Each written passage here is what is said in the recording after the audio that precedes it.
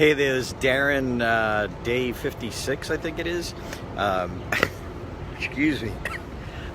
In the airport on the way to see mom and dad, and while I was coming through the airport, this guy had this dinosaur Christmas sweater. You might have seen something like this before, and I just kind of rolled my eyes. And it's funny because then I get on the shuttle to come over to this terminal, and someone else is like raving to the guy about the sweater and how awesome, and I want to buy it, and where can I buy it? And I realized that even though I rolled my eyes, somebody else loved it. And I think you and I, when we're working on our messages, we've got to be so adamant about what we do that we got to be willing to ruffle some feathers. We got to be willing to polarize the audience. I mean, even if you have, love and joy is part of your message, well, guess what? You're going to ruffle some feathers from people who are negative or caustic, and you got to be willing to do that. Are you willing to ruffle some feathers? So to give you an example, you got to care so much about your message and think about how people will perceive it. And when you care more about your message than you do about you and wanting everybody to love you, I get that, because I'm a pleaser too, so I want everybody to like and love me. However, it ain't gonna happen, and if we're so vanilla that no one really objects, well, no one's really gonna love it either. So consider this. I was working on my coaching webinar, Own the Stage with Mark Brown, how to own the stage without doling out $3,500 for a coach. And when I'm working on it, I was working on my slides, I was really sitting down to think, sorry about the airport background voice message, but I was really trying to think of what is it that I'm really trying to say. If I'm really gonna ruffle some feathers, I'm gonna upset a few people. But if it's the truth and you believe it and you're adamant about your message, then you gotta be willing to do that. So, how about this?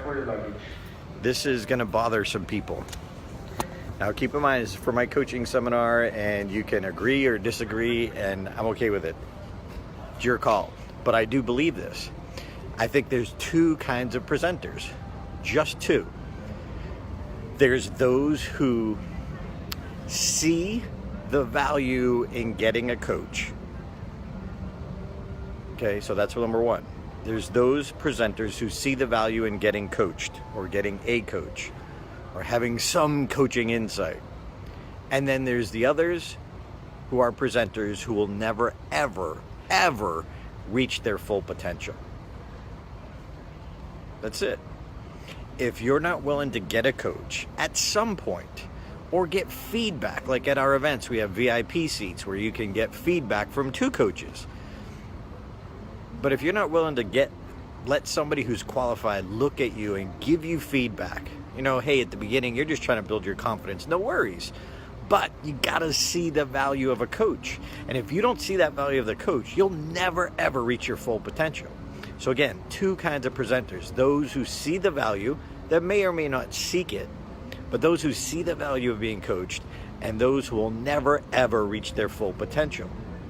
Because they need someone qualified, excuse me, they need someone qualified to be able to have them and show them specifically with their style and their voice and their stories what they could do to tweak it and make it better. So, which kind of presenter are you? You can disagree with me. This is my opinion. I'm adamant about it, and it's gonna bother some people. I'm okay with that, because it's truly what I believe. For many years, I struggled until 2001 trying to figure it all out myself, and it wasn't until I get the coaching from Mark Brown that all of a sudden the trajectory of my impact, the trajectory of my career, took off. Because I had someone qualified that I was open to listening to after I argued with him a little bit, I gotta be honest, to give me specific feedback on how I could improve not only my own style, but my specific stories. So, two kinds of presenters. Those who see the value of a coach, they may or may not seek it, but you either see the value of the coach, and those who will never, ever reach their full potential. So in your subject, with your message, what is that place where you need to put on that dinosaur sweater?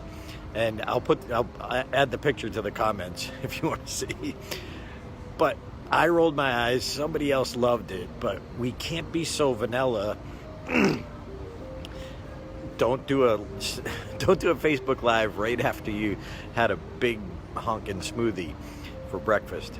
Anyway, so those who see the value of getting a coach, and those will never ever reach their potential. So if you're not willing to like make statements that will polarize your audience, will ruffle some feathers, you're not really adamant, and maybe you don't believe enough in your own message. Again, even if it's love and joy, there's going to be some negative caustic people that you ruffle their feathers. But believe in your message, believe in your story, but don't be so vanilla that I'm not going to offend anyone. You're not going to change anyone either. So that's it for today. Off to see mom and dad in Boston, and my sister, my nephews. So fun family Christmas. So take care. See you tomorrow. Inspire by example. Share this, please. Comment, please. But most importantly, tell your story to help people that you can help. See you tomorrow.